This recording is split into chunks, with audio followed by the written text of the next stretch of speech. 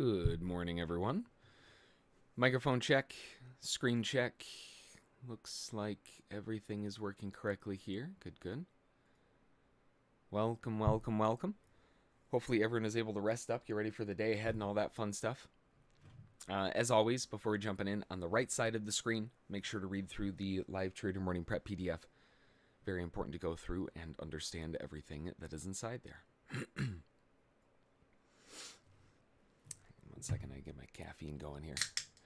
It's too early for a Friday. Come on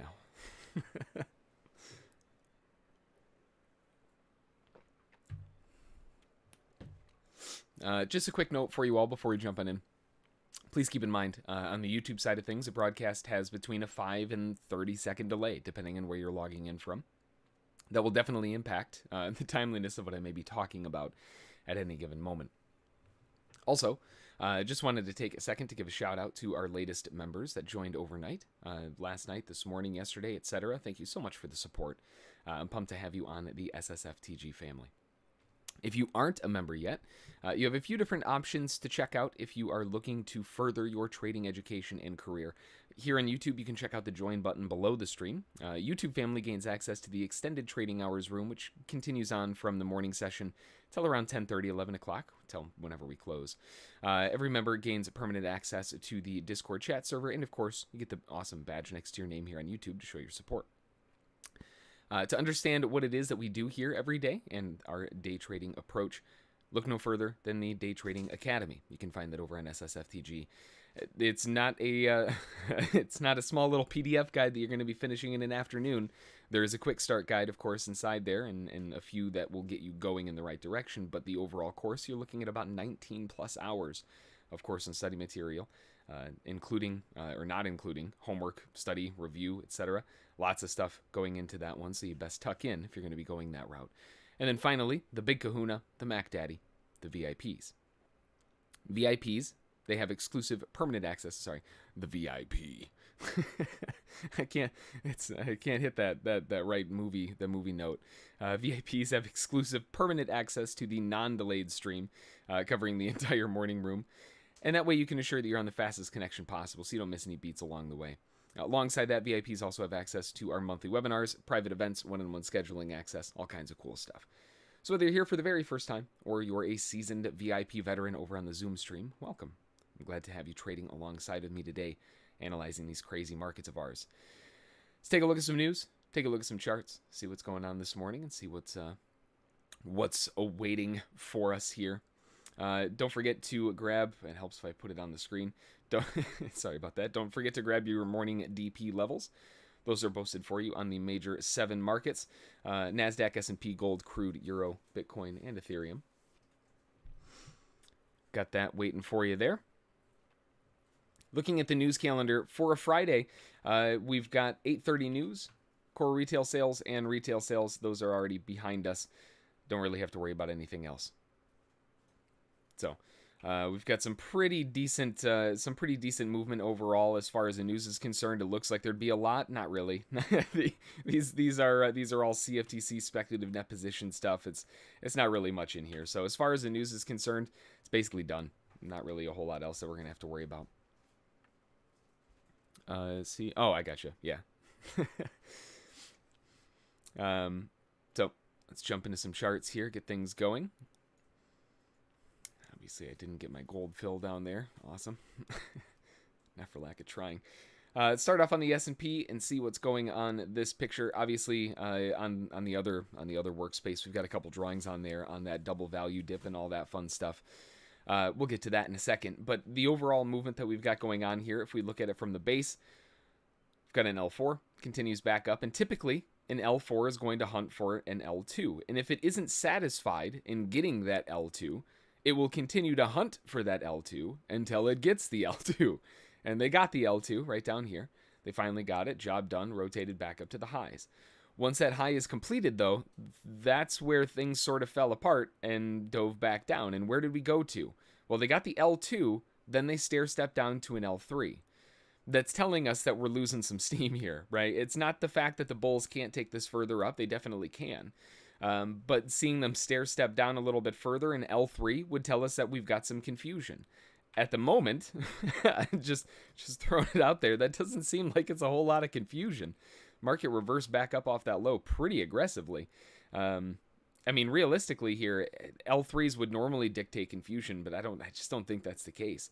It just seems like they stair-stepped down, bought the next value, and, and just ripped it back up again. Let's see where volume is.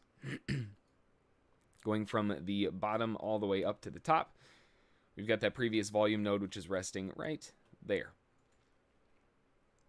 Okay. As far as the volume node is concerned, the market, I mean, if we project this a little bit further forward to see what's taken place, that will give us an idea. It was up here. Not moved up here. So, I mean, we can definitely see that sellers are short. They're underneath the POC. They're trying to get it to go to the downside. If we measure this up from their entry, assuming that the POC is their entry, of course, we'll put the... Excuse me, 1 second.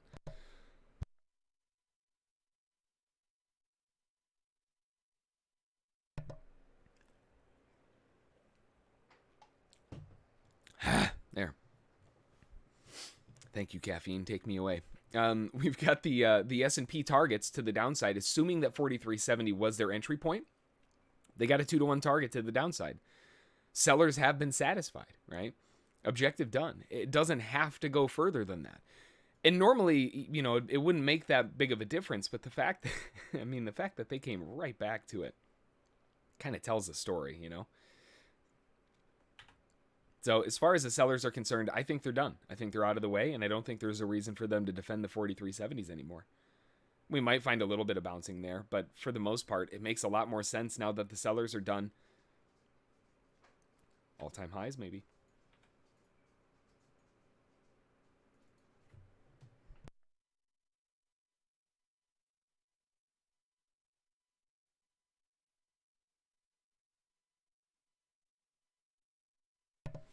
Switching gears over to gold. I mean, it's just kind of grinding its way up. If we go from the bottom to the top, we can see that it's just a slow, perpetual motion machine working its way up. Nice potential channel, super, super wide. But it is hitting it. Would have thought that would have taken centuries to actually hit that one, but sure enough, there it is.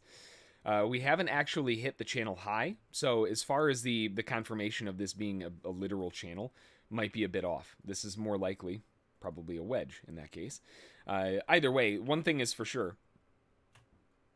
POC is under it, the market's above it. That's a great sign for the bulls. We see head and shoulders pattern. Now, what do we know about a head and shoulders pattern? A head and shoulders pattern is typically, in the long term, a continuation pattern of the preceding trend. Well, what that means is if the preceding trend is bullish, then a head and shoulders pattern is a long or a short-term reversal for a long-term continuation pattern. Let that sink in for a second. So this tells us that in the short term, we should expect the market to fall just a little bit. Doesn't have to make, you know, massive new lows, but inside the wedge, you know, about 100%, something like that. That's typically what traders are looking for. But that also tells us that it's more likely going to bounce and go back up to retest 1835s. Very important information, especially considering the fact that the POC is underpriced. That helps a lot. Even if it does dip underneath it initially, it's going to take a lot to really shift that context. A lot of bulls are looking for some pretty strong movement here. Even though it's all really pent up and kind of sideways and gross, we're seeing the picture playing out in front of us right now of who's trying to control the market. At the moment, we've got a short-term corrective phase, but I think it's more likely a spoof. Make it look like it's transitioning into a bear trend just to rip the Band-Aid off the other way. Over on crude oil, I mean, it looks like we've got just a really big sideways market that's hitting two-legged moves really nicely, right? I mean, that's really what it comes down to. We've got the first drive, second drive, fails all the way down. First drive, second drive. This one had a little baby third one there, and then failed all the way. First drive, second drive, maybe a little baby one on the extra tail there, and then done. Big first drive. It feels like we haven't really had a decisive pullback to say, yes, we've had a final drive. But inside of here, there is this. I mean, going back here, that's a nice little poke higher. And given that it broke some of the previous swing highs, and then seeing another drive down. The other drives down are typically more aggressive. You know, it feels like we're missing a little bit here. The second leg on some of these moves typically equals close to the first. That might mean that we've got some downside potential still waiting for us below potentially even 70 on crude oil. Hey, Steven, how's it going? Dave, everybody else, welcome, welcome. We've got the Euro next up, and it seems like we've just got a fairly straightforward spike in channel, and the channel part is starting to turn into more of a wedge, starting to transition maybe. You know, I mean, we can see the ABCD patterns going on inside here, but we can also see that the attempt, at least, that the bulls are trying to get for short-term cycles up. The problem is we keep maintaining these lower highs, lower lows. So it doesn't matter how bullish I want to be on the euro. Until we see a reason to be, it's assumed that sellers are still in. And if we zoom out to the bigger picture on the euro, one of the other big caveats was, where is the POC? Because the POC on the euro, they've been having a very difficult time getting it to shift lower. Gold did, and gold is having an easier time going up. So, I mean, it kind of makes sense. Let's see where the euro lands once this. Yeah, okay, and the POC is still up here at 22,135. So realistically, assuming that these are shorts in profit, they haven't taken full profit yet because we haven't seen the POC shift. And if these are longs that are stuck, well, we haven't seen them average down enough. We've seen some nice big nodes, and, you know, really, there's some pretty obvious points. But, all things considered, we haven't seen the POC shift down. There's no reason to expect the bulls to continue much. From a structure standpoint, we've got the first leg down. We finally, after churning around for a little while, broke away. Really nice breakaway move. We've got the middle wave 3 into wave 4 and then wave 5. Well, as we see, wave 2 was an absolute frickin' train wreck. So wave 4 is typically, usually, doesn't have to be, but typically going to be a bit smoother and a bit more aggressive. And it was. It moved up pretty concisely, moved straight back down pretty concisely, nice and easy. From that point, I mean, we've got continuation down. The objectives to get to about a 618 if they're able to. We haven't hit that yet. The 618 is just a bit further. As far as the euro is concerned, downside objectives remain at around 1.174. In the short term, they could be looking for narrower objectives, which would put targets 17,957, 17,520s. Just depends on the scope that you're looking through. Either way, we haven't seen the POC shift, so still waiting. Hey, how's it going, Ace? Looking on Bitcoin, we've got another new low. They did make a new low, right? Yeah. Another new low. Divergence on the low. Obviously, they didn't spend very much time there, and they went screaming off the base. All things considered, we are still seeing lower highs, lower lows. The market's continuing to break down.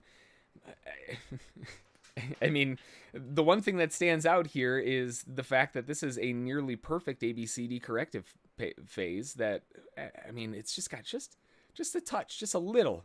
30,824, that's the perfect. That's the icing on the cake. Hasn't quite hit that yet. Maybe if they want to be that technical, they'll go down to it. But I mean, let's be real here. 9.5 is pretty good. So as far as an ABCD corrective phase goes, we're right around there. This is where buyers are going to be looking for the continuation up. Get some higher highs, higher lows now. That's what they're missing. The last time they had higher highs, it got annihilated. so we've got to actually get a good higher high here. That would mean that we would potentially need to begin the cycle of a 5-wave pulse to the upside. Something like this. Before the bulls can really have a hope of trying to take back over. And they're going to need to really show up to the party to get it going. There's potential, though. It's just early. Over on Ethereum, same problem. Its market just keeps going to the downside. Nice little descending wedge working its way lower. They were trying to get a flat wedge. That didn't work. Now they've got a descending wedge. Adds a little bit of context to the bears. We've already known the bears are in control. If we're looking at this from a ABCD corrective phase like we had on Bitcoin, that would leave us with a move down here, which has gone 9.7. That is also pretty good. Not perfect. It's not a perfect ABCD leg, but I mean, that's good enough. I'm okay with that. If the market wants to try to get going higher, we're going to have to see some, some action. Give me some higher lows, some higher highs, a good breakaway move, and we got a shot. Over on the NASDAQ, I think it's safe to say that that zone that we were talking about for longs yesterday worked out pretty well. Just saying. What a bounce, right? Holy crap. Absolutely phenomenal bounce out of that zone. Just picture perfect for the future side of things, for the swing trade side of things. Absolutely perfect. Little bit vindictive on the S&P. Didn't quite get that pullback. So I missed the S&P.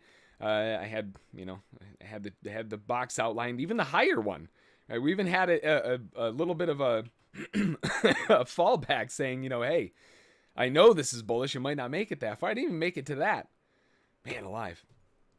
All right, well, the S&P is backing up to the to the POC now. All things considered, though, I mean, that NASDAQ bounce off of that was absolutely incredible. Even if you played it in the short term, there's still some opportunities for a move back up into the 780s before you found some real resistance. I'm not going to look at the entries. Jeez, that's a mess. Start off on the daily chart, see where we're at. Daily chart gave us a pullback from the... Which one's the top?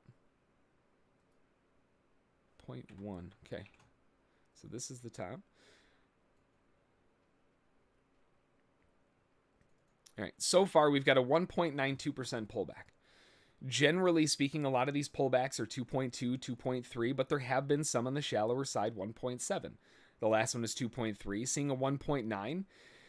I mean, I would love to see it pull back a little bit further and say, yeah, we really need to keep falling down, but there's some definitive things saying that might have just been good enough. Not only all the other things we were talking about, but all of those reasons for longs, they just hit a bit early, 1.92. So be it. That's just part of it. I think buyers are trying to get back to all-time highs, and all-time highs back to 15,000. This dip was nothing more than a reload for the 15,000 rally. And that's also a way that they were wiping out all of those hopefuls that were trying to fill their coffers up here, trying to tell their friends that they were trading NASDAQ at 15,000. Well, self-fulfilling prophecies don't always work the first time around. They came close, got smashed to the downside. If the bulls are going to be buying into this dip, which I think it's safe to say they did, they've already gotten their 2-to-1 objectives, job done. They've already gotten 3-to-1 objectives, job done. 4-to-1 objectives would be back up to the POC if you're on the options side, maybe further. Larger objectives then would be back up to the highs. At least back to re-challenge some of this previous structure. But we got the POC next up. So that's where the market stands at the moment on the NASDAQ from the daily. It's just kind of good enough from the pullback perspective.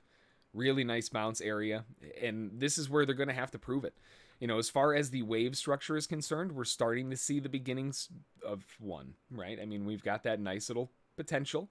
Wave 3 in the middle, starting to creep up a little bit. That helps. Got some really strong bullish potential here if they can get it going.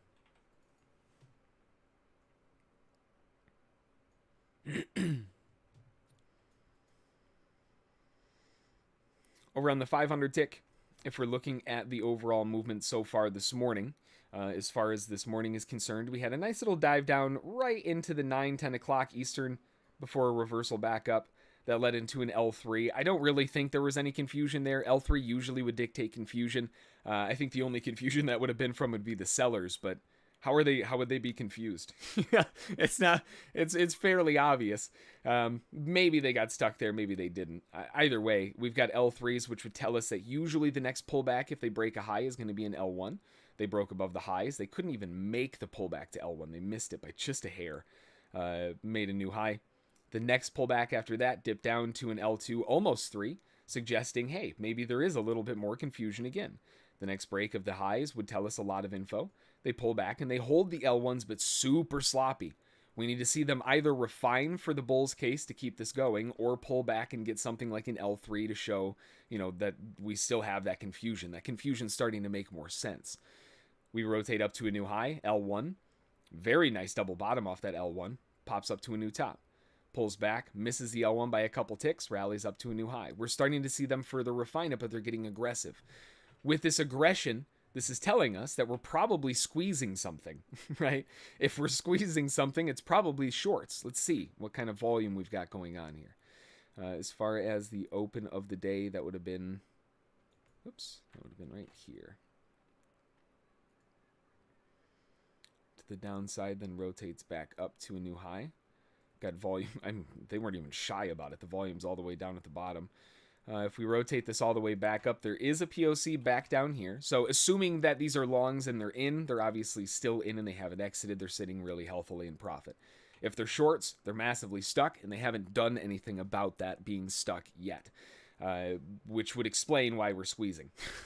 Looks like we hit a lot of stops right around there, and now we're breaking even further up. 15,000 right around the corner. This L1 trend makes a lot of sense, but as it stands, L2s, L3s, I mean, they are further refining it. It would be nice to see an L1 into the open to keep the squeeze going. Let's look back at some previous movement, even though there really wasn't a whole lot. The last time they had any time to do anything was right here. They already used that pullback, all right? Fair enough. If we go further, the next one would be down at an L3. Ugh. Gaining a bit more perspective here. Okay, so we do have the POC that lines up at 829.50. We've got some action that would tell us to possibly still expect an L1, at least initially, but if they're not successful there, we don't really have a whole lot until down here in the L3s. That's a bit challenging. Let's further the scope a little bit here. Yeah, that one was already used. That one's done. That one's done. They didn't leave anything behind. How about this one? I mean, almost guaranteed that this one got taken too. Yeah, that one got used too. Okay. Well, the only naked POCs that haven't actually been used by the market are resting on top of an L1 and an L3. I don't think that's a coincidence. I don't believe in coincidences. Those are there's a reason that's where they are. Those are going to be the 2 points of interest. 1 second here. Next time zone is going to be 9:28.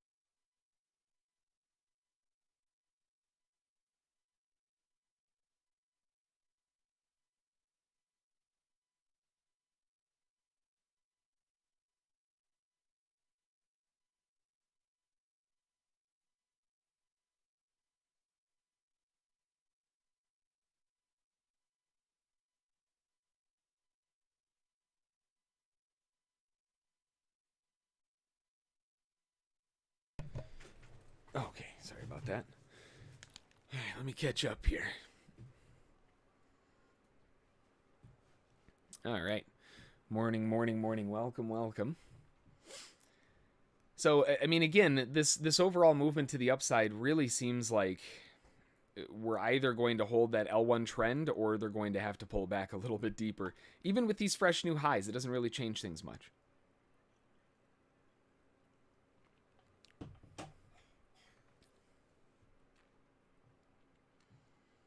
See what they're able to do inside here. Next time zones are not next time slot is going to be at 9:28. That's the final call for optimizing and modifying and entering and all of that orders ahead of the open. On the 500 tick like yours, I have a different chart. Yeah, that is all based on the way that information is aggregated from your broker to your computer. If, an example, if your time clock on your computer, because NinjaTrader uses your time on your computer. So if your computer's clock, even if you synchronize it constantly, is off by, a tenth of a second, that's obviously nothing to you and I as a human. But when you're calculating candles and hundreds and thousands of orders, millions of orders sometimes are coming in, that can mean that your candles over the span of the entire day will look drastically different at times. NinjaTrader, side note, NinjaTrader 8 and the data aggregation once they went in-house has gotten a lot better. I will say that. So the candles aren't as crazy different, but they will still be different. It used to be like a NinjaTrader 6.5 years ago. I could load up two charts side by side, and it was based on a per chart loading basis. So I could see two different charts right next to each other. It was ridiculous. They've gotten a lot better since then, obviously, but tick charts are never going to be perfect because of the way that they're made. You'd think it'd be pretty straightforward, but when you're reporting data and each broker has to get that data from different places, it makes sense. They won't be too terribly different, but that's why if you are going to be utilizing a tick chart more on, let's say, this basis, if you're trading more on a price action scale, use your candles, not mine. Your candles are the one that matter.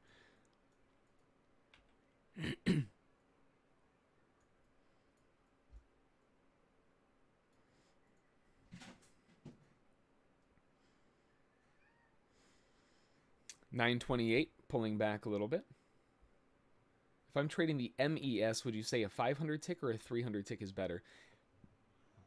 Wow, those are some fast charts for the MES. I guess it depends on what you're looking to do. Generally, I look at really, really fast charts because I want to zoom out on them and look at them as structure. So I approach them I want a lot of candles because I want to see the skull and bones of it. You know what I mean? I want to see the structure. I want to see the insides. So having a boatload of candles loaded up that I can zoom out on, that makes a lot of sense for that type of style. But then again, if I'm trading on a price action structure, I don't necessarily want a bajillion candles. I want a fine balance, usually about a good page and a half. When I say page and a half, I mean of scrolling distance, right? And that's why you'll notice my 5-minute chart from a price action scale for the S&P is zoomed in more, because I'm looking at each individual candle with more intent. There's more information on each individual candle. So I guess it depends on what you're looking to do. That's why when you see me loading up like a 125 tick, I zoom way out because I'm not looking at each individual candle. I couldn't care less what each individual candle is saying. I'm not a robot. I can't read it that fast, But from a structure standpoint, they're incredibly useful. So with that said, 300 tick for structure, 500 tick for price action, or even maybe 250 for structure and 500 for price action, right? Doubling and halving. We are retesting that POC. It's right. It's right at the open. What horrible timing for this. There's nothing I can do about it. it's just, I'm just going to have to let it go without me. It's a nice little dip area for buyers to pick it off, but yikes.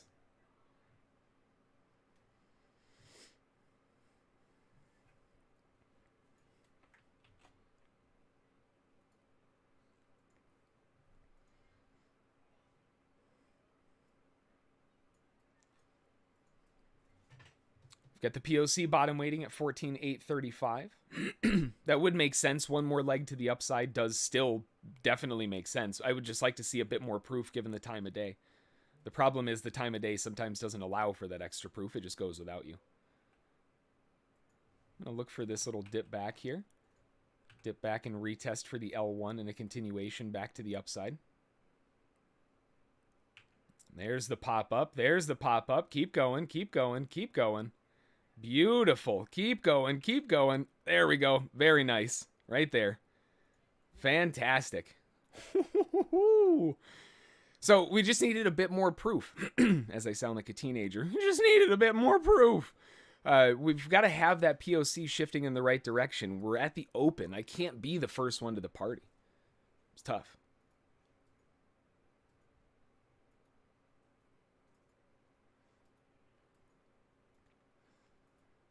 And honestly, with a 500 tick, if you feel like you're missing the trigger, then that would tell me that it's a bit too slow. Maybe instead of dropping all the way to a 300, try like a 450. Go in smaller increments. Be careful of over-optimizing for an individual day, though. Just because it had a hard time triggering today doesn't mean that it isn't a fantastic time frame 90% of the time. You know what I mean? You gotta cut it a little bit of slack too. It's not gonna be perfect. Wow, what a pop back to the upside. Fantastic. So we've got another continuation off of the L1 back up to the highs, even with some extra icing on the cake, depending on if you got a few extra contracts in there. We don't have the first 5 minute yet, so it's still trying to get this thing going. We'll see. So far, so good, though. Nice bounces.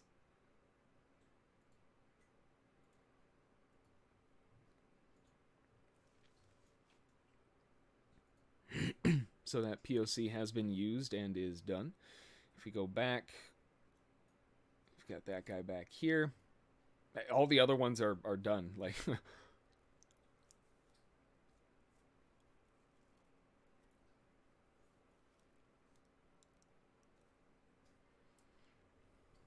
here it stands.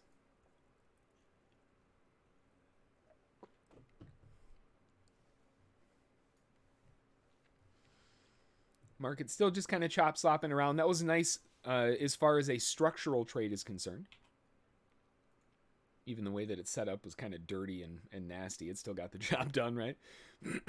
So they're either going to look to continue these L1 trends to the upside and keep this thing going, or they're going to have a little bit of a hard time and potentially slide back down to those L3s, which is where that last POC still falls.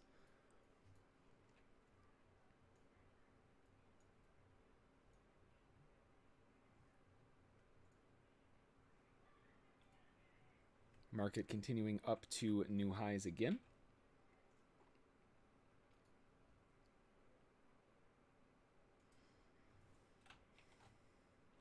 What a kind of move to the upside. This thing's nasty. I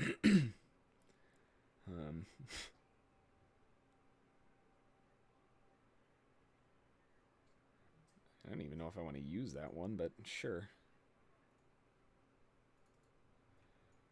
Gross. How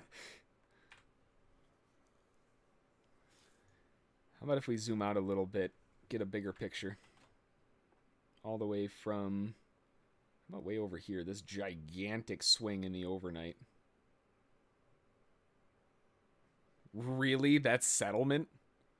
The POC is on top of settlement? Holy moly. If we get a pullback today, back to settlement, that thing's going to light up like a fireworks show. Jeez. Okay, well, I'm hopeful that we get another V-bottom dip this morning right down to settlement. What a lineup of things. Jeez. Now, to be fair, right, it did already break above it. It already came back, and it might have already kind of used it up, but the fact that that landed right there is nuts. We'll have to wait and see how they want to play that. That's crazy. Good continuation higher. Zooming out to an even bigger picture, we've got the overall hold down here in an L4, breaking above, holding an L, breaking above, dipping back, holding an L2. A little bit not what they would expect. Typically L4s are going to hold L1s. Wasn't a very strong breakout, but either way, they usually do hold. So the fact that it held back on an L2, they've got another shot to kind of reset. They broke another new high, so they reset again back on the L1. Then continuing the upswing all the way back up.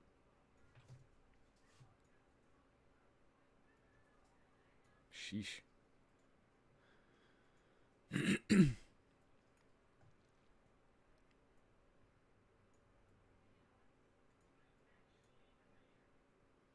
There's still a lot of potential room here for this thing to keep going to the upside.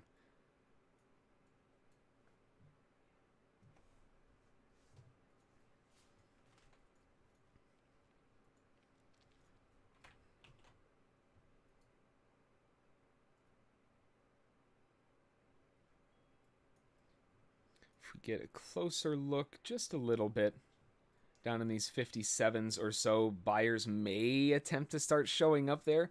We're rejecting off the DP. That doesn't give me the warm fuzzies. So, I mean, yeah, we're finding a spot of interest here, but it would make more sense to see a slightly deeper pullback now.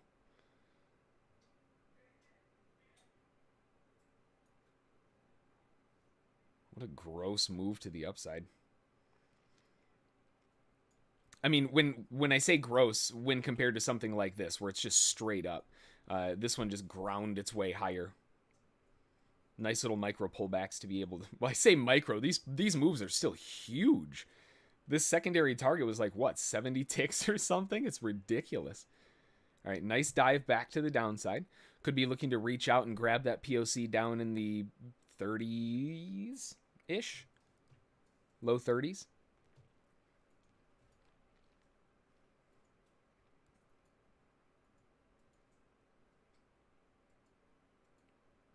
We've got the first 5 minute out of the way. Let's get that POC on and see where we're at. First 5 minute POC lines up 57.75. Right? No, that's not right. Hang on. 57.25. There we go.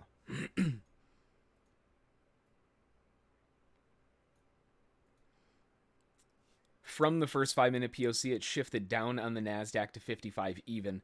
Market still maintaining pressure underneath it. For the bulls, they're going to want to really try to get above this and assert their dominance.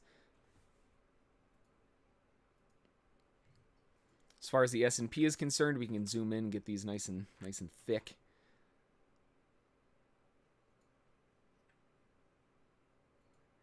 See where this volume's at here, 64.25. 64.25 was the first 5 minute POC, then it shifted up to 64.75. Yikes. It shifted up on that wick, mind you, because remember, the first 5 minute POC was 64.25, so they shifted up on the next on the current candle plotting. That doesn't bode well. S&P attempting to get a little bit more of a pullback here. If we look at the grand picture of things, I mean, we opened with an outside gap up. So, outside gap up in a bull trend, that's going to be seen as pretty bullish. The first pullback that it gets is likely going to get gobbled up.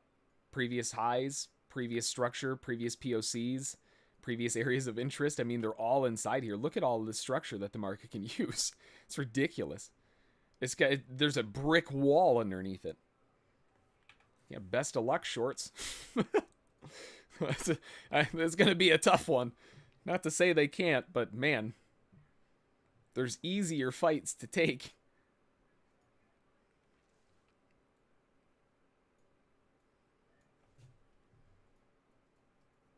NASDAQ trying to rotate back up to the highs, although we haven't really pulled back to a nice area of value.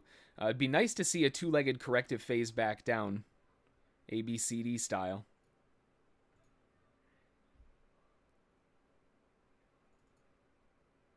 I would put it down at 37.75. And hey, wouldn't you know it, the previous POC is at 8.35.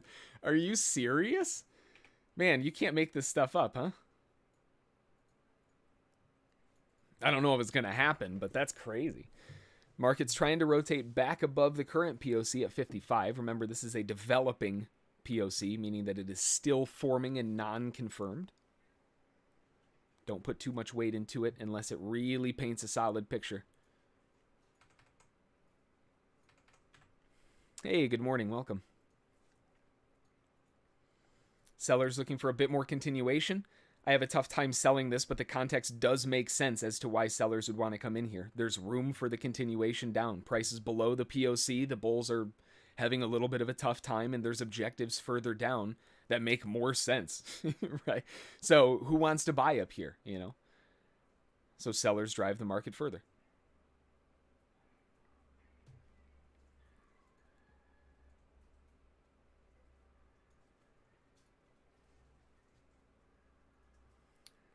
Market continuing down to that zone of interest.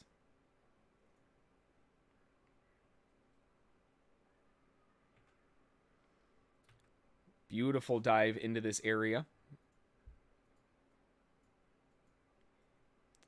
This is the zone where bulls will look to try to get a bounce out of this area. We've got not only an ABCD measured corrective phase for sellers to take targets off of, but a previous POC for buyers to take another re-up. First target hit.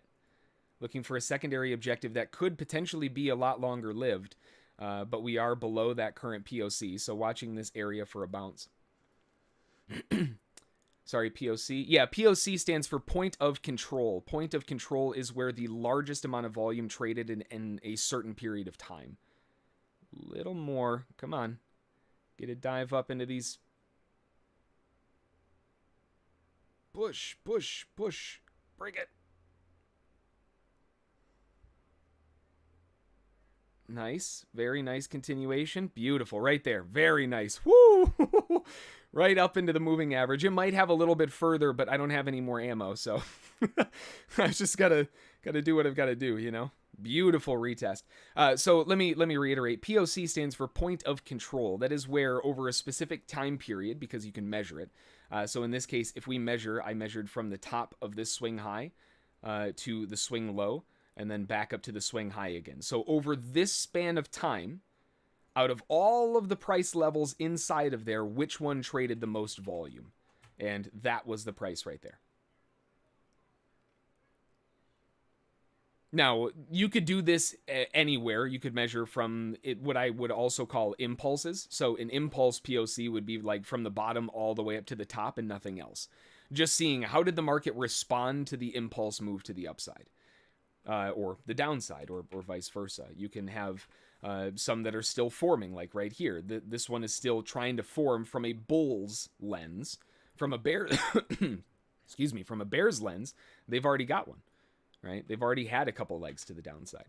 So it's adjustable, but it's over any span of time where the most volume, the most volume traded at any specific price, or the point of control. So, yeah, no problem. Fantastic bounce. They're lining these bad boys up real nice.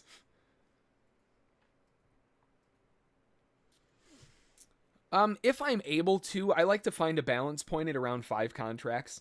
Whether it's the micro or the mini, or regardless of irregardless, whatever, of account size. The reason I like 5s is because it's easily divisible for a couple different things.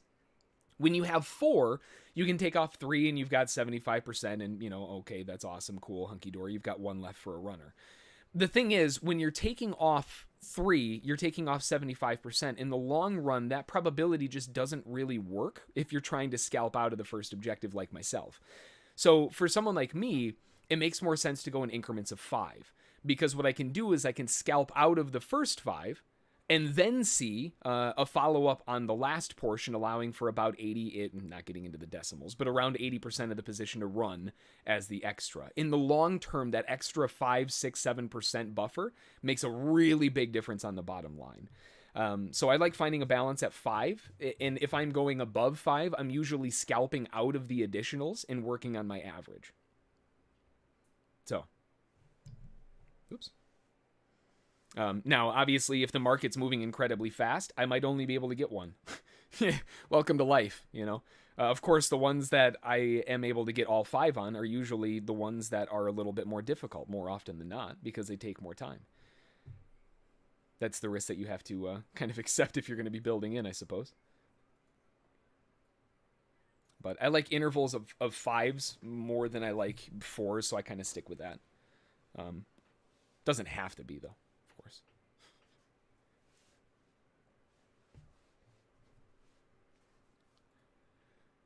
More continuation to the downside. Still trying to see a little bit of follow through, but I mean, really, we kind of know what's going on already. This has had a really great run to the upside. And from a structural perspective, we've got this first move up. Sloppy, sloppy, sloppy, sloppy, sloppy. This could all be part of that third leg, wave 3. Looking for a pullback now that we're breaking, especially if we break below this low. That would be the proof, right? We've got to break below this 20. Thank you. Okay, there you go. Jeez, asking you shall receive, huh? So now that we've broken underneath the low, I know it looks like it's trying to take a dive for the bear side, and I think that's intentional, right? They want to scare the crap out of traders. They don't want them to be long. They want their contracts. This is where swing traders on the option side of things, if they're not already long from yesterday, these are the dips that these traders are looking for. Does it have to reverse here right now? No, it's still early. The market's still going down. But it would make a lot more sense to see it reverse here for that finalized leg back up. The important factor here from an Elliott wave perspective is that it cannot breach this line on that first swing's high. If it does, something's wrong. And then we have to go back and reevaluate the way that we have it drawn. But at the moment, this does have at least a little bit of potential to the upside.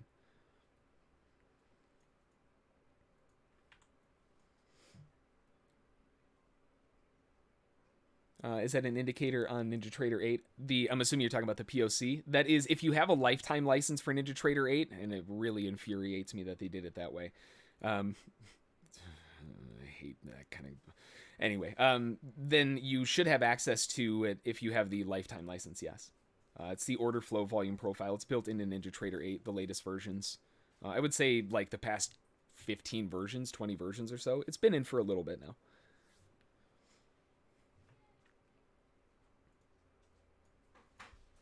More continuation to the downside. So, I mean, obviously from this perspective, if we were going to go from the bottom all the way up to the top, assuming that these were bears, the sellers are currently in control. 14,840. They've got the bigger POC. They're saying, nah, we got this. This is ours. They're trying. Remember, this is a developing POC, right? Because we could easily stretch this back out all the way down to the low and see, wait a minute, they don't have any control. They're trying to make it look like they have control. But why would they be doing that? Well, probably because they're stuck from down here at 76.50 and they want to get out of the trade. So the only way to do that is to get this thing to dive lower. Remember that V bottom out of that objective? Get it to go back down into that area. They are not unstuck. They're still there. Makes a lot more sense to see it dive back down, reset, re-trigger, right back off to the highs again. That means in the short term, the market still has plenty of reason to want to try to fall. Next previous POC that at least hasn't been used, totally naked POC, would be at the 96s, 796s or so. This is already a pretty well-established bear trend, to be fair.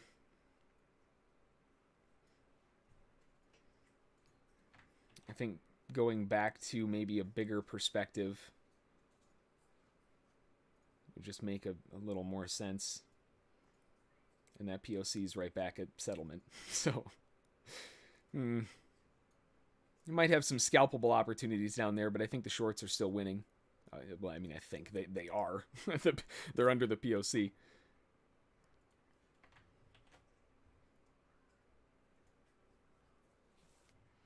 It's a pretty big one, too. 9:50, 10 o'clock right around the corner here.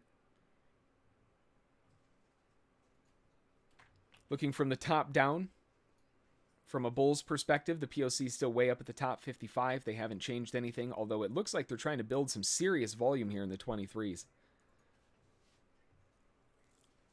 Look at that volume coming into the 23s. Wow, wow. We got a lot of volume. Holy crap. POC just changed. Yeah, I was going to say, there it is. Sheesh. All right, so if those were shorts that were up at the top and they were successful, they've potentially exited their shorts. If these are longs, they're trying to piece into their longs so much so that they've shifted the POC to the downside. Either way, there's a lot of excess contracts taking place here, and it makes contextual sense that they would be buy orders. In the big picture, the POC is still negative, and we're still underneath it. So if we maintain this perspective of underneath 2375, although not very likely, we could be looking for a volume double down, which would be... guess where? Whoa. It lands right on top of where we want it to land. So I'm okay with either scenario. This is totally fine. You gotta love it when everything lands like that, huh? Perfect.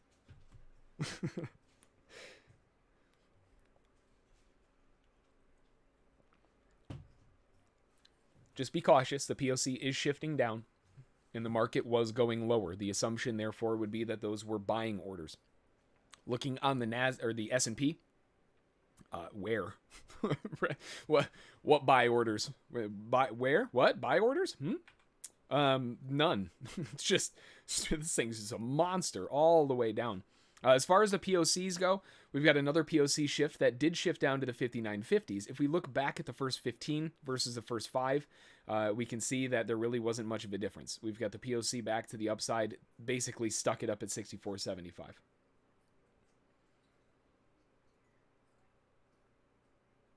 As they continue all the way throughout the day, they may have exited some of their position, but we're still underneath that POC, which means that they're still looking for downside targets. Where could other objectives be outside of just the volume basis, measuring from top, projecting down? We're almost there already. Candle gap targets would be another one. Got a candle gap there. Got another candle gap still being created. This candle's not closed yet, but potentially there. There's a lot of downside objectives that are getting hit.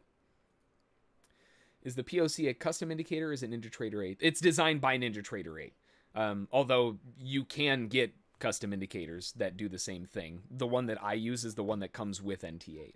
So.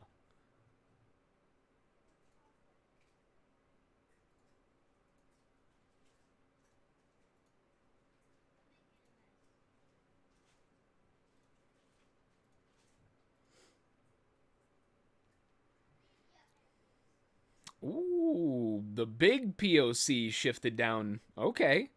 Well, now that's a little bit of a different story. Before we had the POC that was over here in the 14,840s, right? Now we're starting to see the POC shifting in the big picture to the downside 817. We're also seeing the other one shifted at 2375. So that's something to potentially consider, that if these are bulls, first off, the market's got to make it above, right? So they've got some proving to do, but this is a really good spot for their POC to land. Yes, it's Papa Oscar Charlie, POC, point of control. I guess I could have just said that too. Let me just show off my phonetic alphabet. I worked years for this.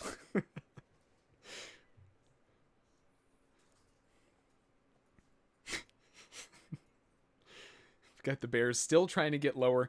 I mean, really, the bulls don't have a hope until we get above the 17s to 23s.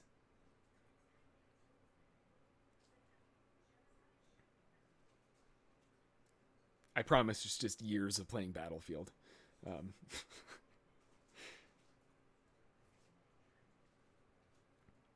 Although I do have to say I did practice the hand signals for the pits back when pits existed. I still think there's like 3, maybe. There's not a whole lot of them anymore. There's more than 3, obviously, but buy 10. We've got POCs starting to crack back above, but they're a little bit of a tough time yet. Not seeing that shift in the price action. From a cyclical standpoint, looking at this from the top all the way to the downside, obviously this was another pretty gross looking one, but we do have this continuation down. We finally broke away. Nice completionary leg to the downside. Could be finishing it off, maybe. 0.44 is a little bit weak. Usually you like to see 0.6s, but if this is a bull trend, seeing weakness for the bears would be okay. I'm all right with that.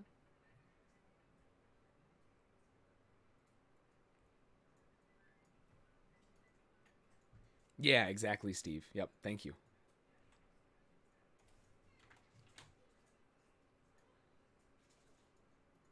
All right, starting to break back above these POCs.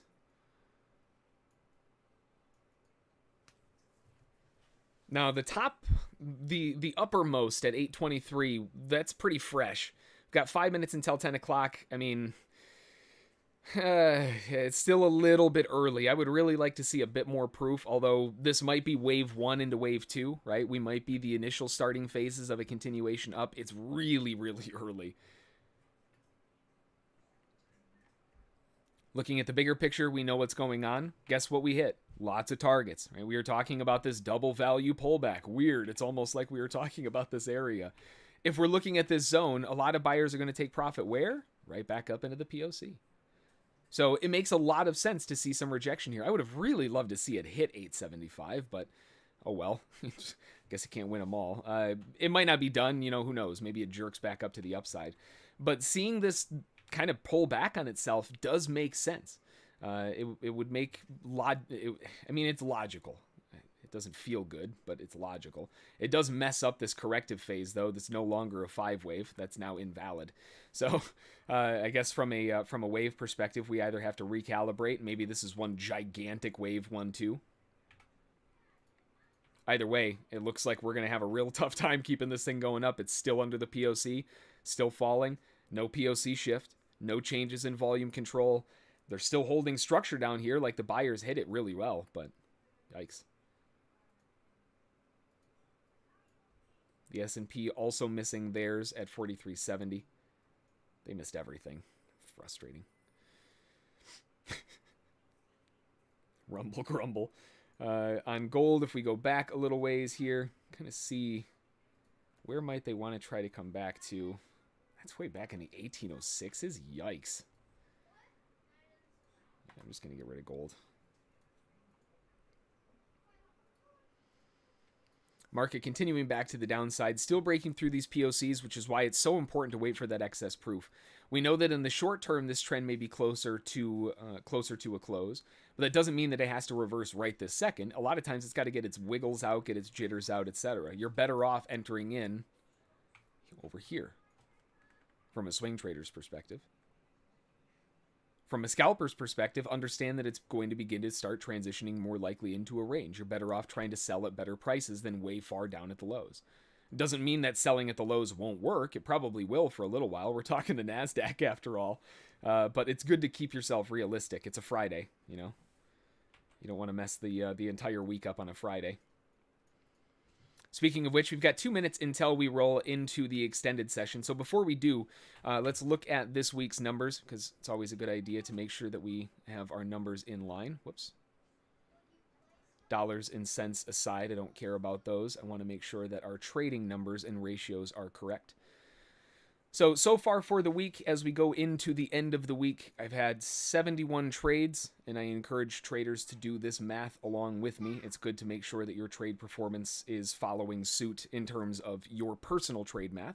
If you're a swing trader, etc., you want to make sure that you've got positive math. If you don't have positive math, find out why. In this case, percent profitable, 73.24 over the entirety of the week. Minus the 100, so 26.76 on the losing side. Average losing trade was 64, so 17.12.64. That leaves the rest 73.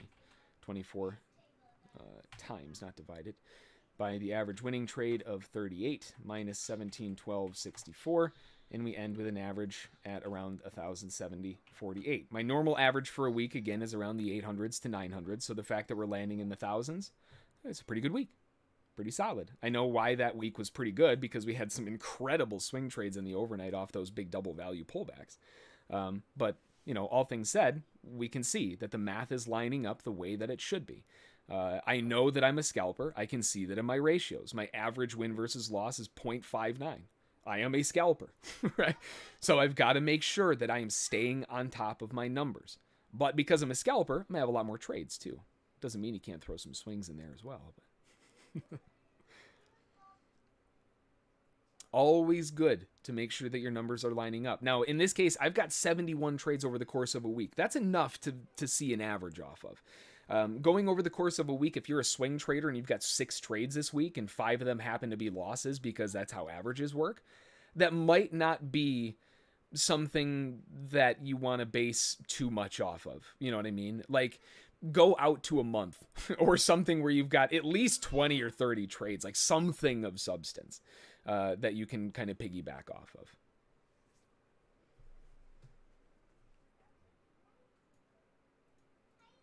But just make sure your numbers, the dollars and cents aside, that doesn't matter. If you're trading micros, if you're trading minis, if you're trading 1,000 minis, it doesn't matter, right? If you're not able to trade one, you're not going to be able to trade a million. You got to be able to hit one, and that means that the numbers, the ratios, the percentages have to be in line. Always stay on top.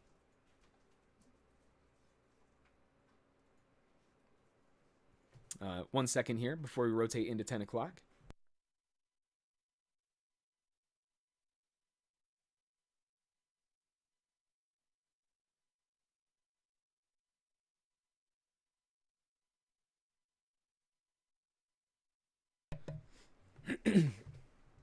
Which is why it's cheaper to get that full license long term for NinjaTrader 8 with that many trades on average. Yeah.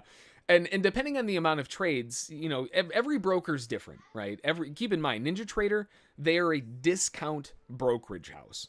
You're going to have a tough time working out better rates with a discount brokerage house because they're already kind of bargain binning. You know what I mean? They're making their money elsewhere, i.e. selling charting platforms. They get their money in other places. So trying to haggle, and you might get a couple cents out of it, and it's definitely worth a shot. But, you know, if you're trading size at like, let's say Charles Schwab, or maybe not Schwab, but, you know, another fund or another firm rather, you can usually work out some better rates at those industrial volumes, but they're usually going to have some brackets. You know, you got to make sure you hit them. It's a game of give and take. You know, it's always a good idea to call your broker after you've got some trade history and say, hey, look, you know, look how much I'm trading. What can you do for me? Help me out here a little bit. Got to remember, you're sticking your hand in their pocket. They're going to be lenient to do so. Just saying. Welcome to reality, right? Anyway, we're going into 10 o'clock. We haven't seen the POC shift. I've got no reason to see or expect the bulls are going to actually take over or do anything yet. So, with that in mind, jeez, my kid's having a little bit of a tiff. Anyway, let's transition over into the extended session and get rocking and rolling. As we go into the weekend, of course, if you're dropping for the rest of the weekend, enjoy. I hope you have a fantastic weekend. I hope you've had a fantastic trading week so far. Make sure to get some rest. And we'll see you all back on Monday, all right? Enjoy. We'll talk to y'all then. And for the rest of you, stick around. We'll roll into the extended session, right? We'll talk to y'all later. Thanks.